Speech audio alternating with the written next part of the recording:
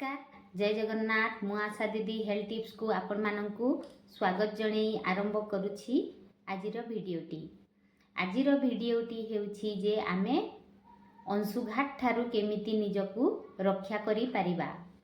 कारण वर्तमान समय रे ग्रीष्मर प्रभाव बढ़िबाकु लागुछि एवं प्रत्येक ग्राम रे अंशुघात रोगी मानकु देखिबाकु मिलुछि।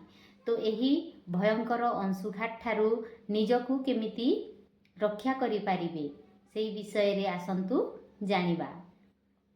प्रथमे हला टाण खरारे बाहरकु जांतु नाही, खरारे कठिन परिश्रम करंतु नाही।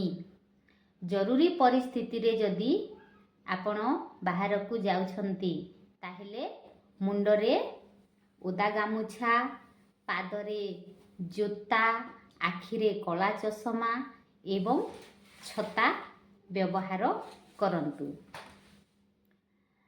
सांगरे पानी बोतलटिए नेकी जांतु एवं शरीररू जलीय अंश को कम न करिबा पाई प्रचुर परिमाण रे पानी पियंतु।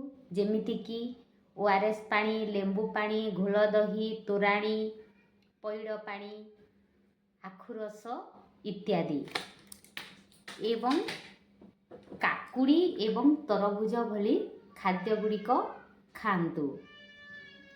अंशुघात रोगी मानंकु डाक्टर खाना को नेकी जांतु। मादक द्रव्य ठारू दूरेकी रुहंतु। ढिला एवं धला रंगर पोशाक व्यवहार करंतु। गृहपालित पशुपक्षी मानंकु छाई जगारे रखंतु एवं से मानंकु मध्य प्रचुर मात्रा रे पानी पीबाकू दियंतु।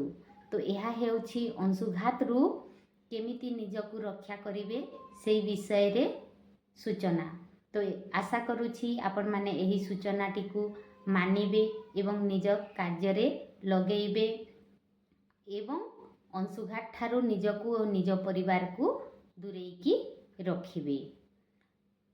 तो वीडियोटी केमिति लागिला आपण माने जणांतु। जदि वीडियोटी भलो लागुछि ताहेले लाइक करंतु, कमेंट करंतु एवं सब्सक्राइब करने को आदौ भी भूलंतु नहीं।